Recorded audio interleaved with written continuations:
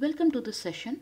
This is Swati Kaushik, PGT English, KV Punjab Lines, Meerut, and today we are going to learn about article writing. You all must have read a number of articles in the newspaper or in your school magazine. This picture shows articles written for a newspaper. So, what is an article? An article is a piece of writing usually intended for publication in a newspaper, magazine, or journal. It is written for a wide audience, so it is essential to attract and retain the reader's attention. An article may include amusing stories, reported speech, and descriptions. It can be formal or informal, depending on the target audience. It is in a less formal style than a report. It is usually written in third person. Why write an article? The purpose of writing an article is to describe a place or a person, narrate an event, or express views and arguments or issues of social concern. The writer also gives facts and detailed information following answers to general questions like who, what, when, where, why, and how. The writer may also give his or her opinions and thoughts as well as facts. How to write an article? Let's discuss the format. The format includes heading, byline, and content. This picture shows the headline or the heading.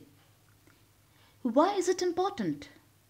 It is important because this is the very first thing that you notice about the article. You go on to read the article if you find the heading interesting. It tells the reader what they are going to read. The heading should be eye-catching and should give a crisp idea. It should not be in more than 5 to 6 words. The first letter of every word should be capital. Byline.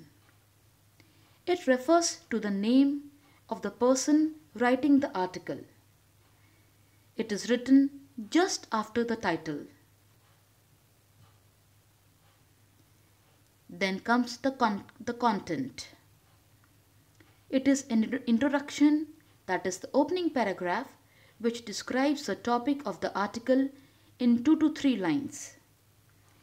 The main body of the article, in which different ideas related to the topic are expressed in 3 to 4 separate paragraphs.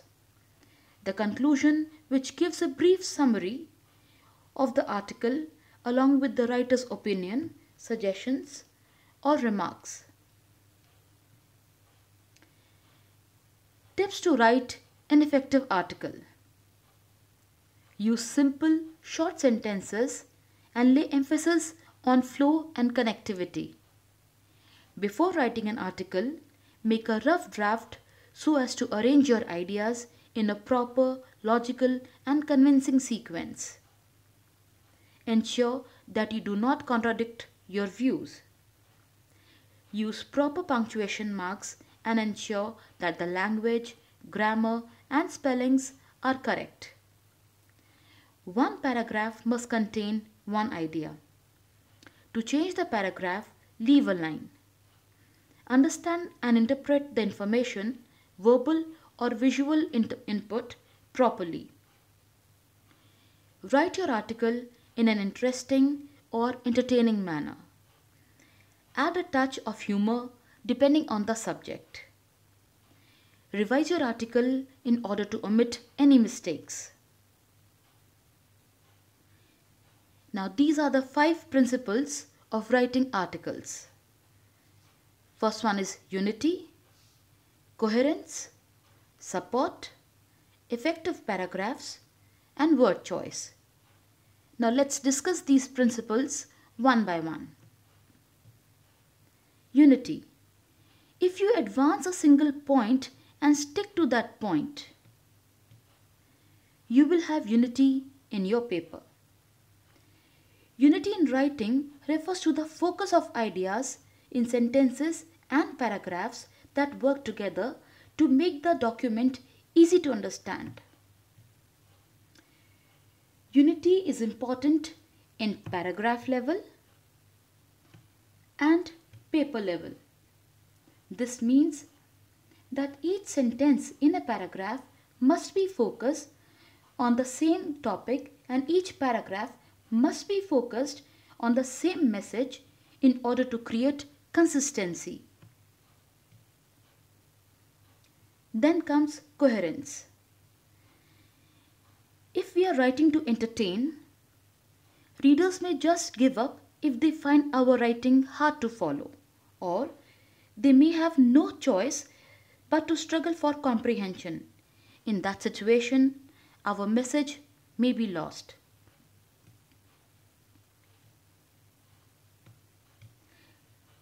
Coherence refers to the extent to which the flow of ideas in a paragraph is easily understood by the reader. For this reason, coherence is closely related to unity. When a writer changes the main ideas or topics within a paragraph, it results in confusion.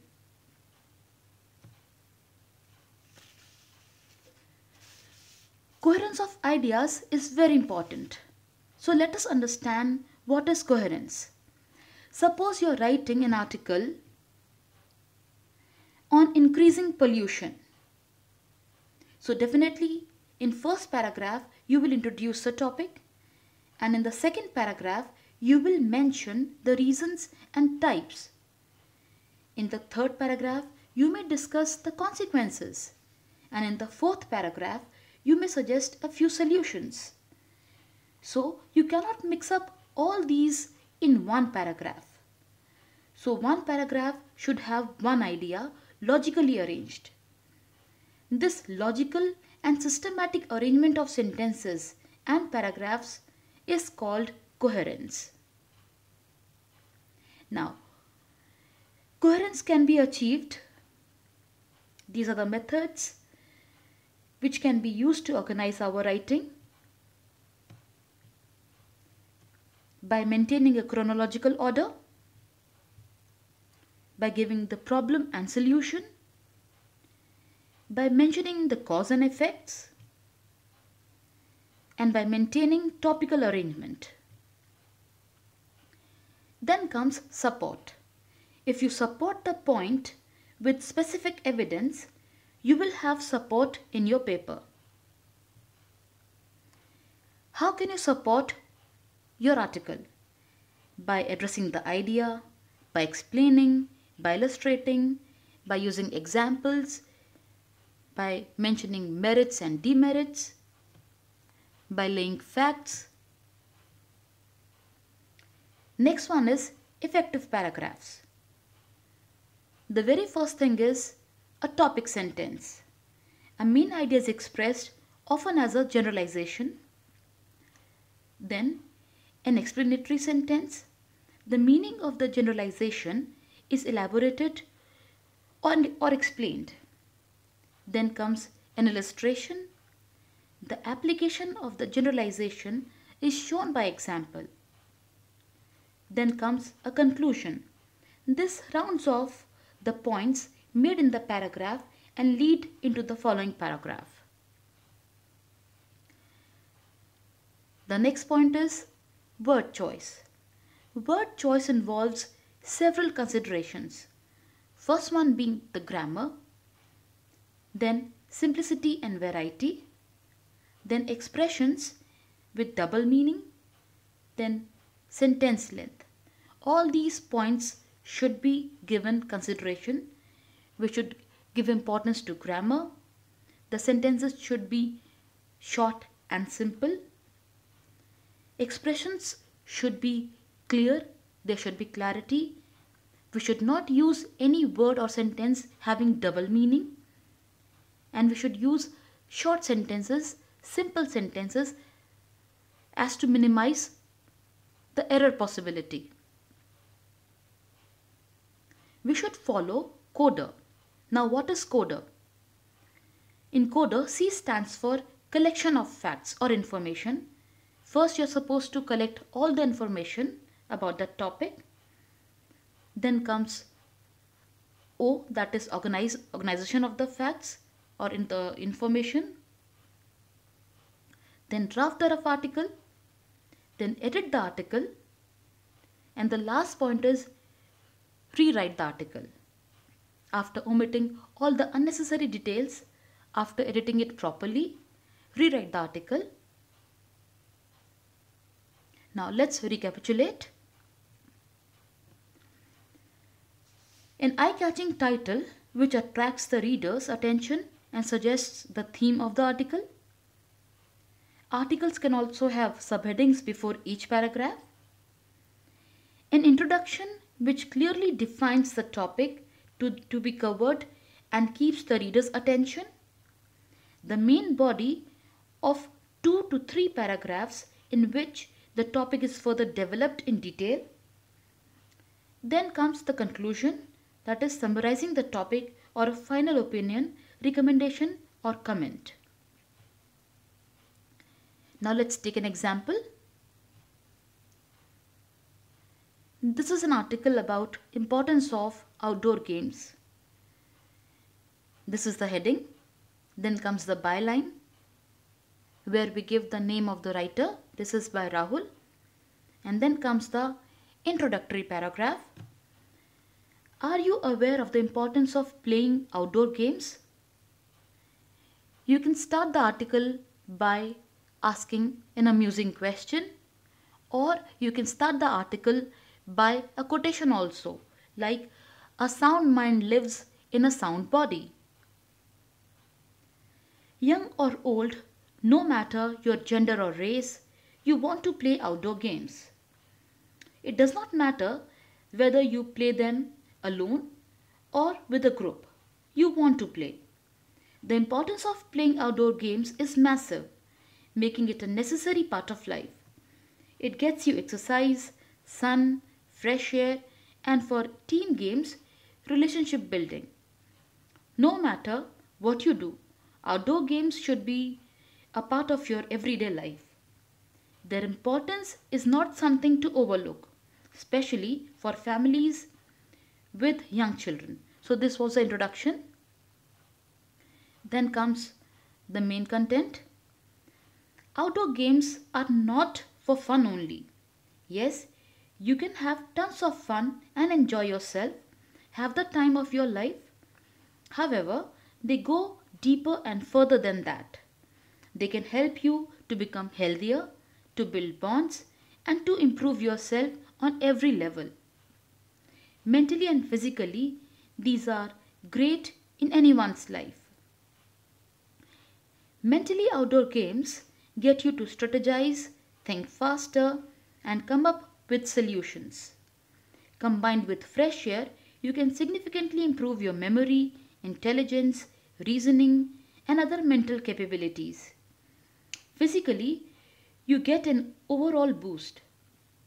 Cardio or strength, you can build muscle and your cardiovascular health. Regularly doing this will help you to live longer. Beyond all of that, you have the benefits of working with others, getting some sun and fresh air, and doing something that can make you happier. This can lead to a better you overall.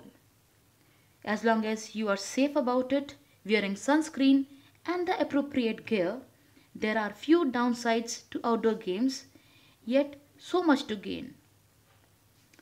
There are countless types of outdoor games, from baseball to basketball, to tag, to little group activities, to things you could do without anyone else involved. There is a lot to do. You always have an outdoor game available to you, even if you have little to no skill. It does not matter what you can do or what you are good at. The outdoors is full of possibilities. There is always the option to go out and have fun.